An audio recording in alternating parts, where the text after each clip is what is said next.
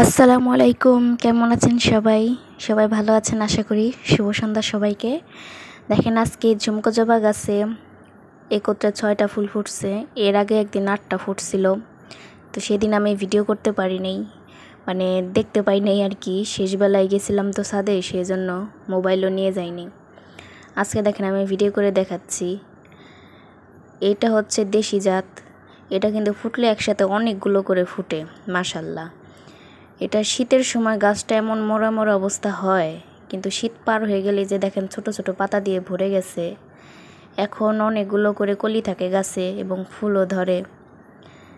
এই ফুলটা নিয়ে আর কি কোনো রকমের চিন্তা করতে হয় না, কারণ রেখে দিলে একভাবে না একভাবে তো ফুটেই এই গাছে। এটা একদম শেষবেলায় এসে ভিডিওটা করছি। দেখেন আমি ছবি আকারেও দেখিয়ে দিই, কিছু ছবি তুলছিলাম এই ফুলের কাছ থেকে। দেখতে কিন্তু অনেক সুন্দর এই ফুলটা। আমি বাগানটা পরিষ্কার করতে পারতেছি না সময়ের অভাবে, তবে খুব শীঘ্রই পরিষ্কার করব। ধন্যবাদ সবাইকে। আল্লাহ হাফেজ।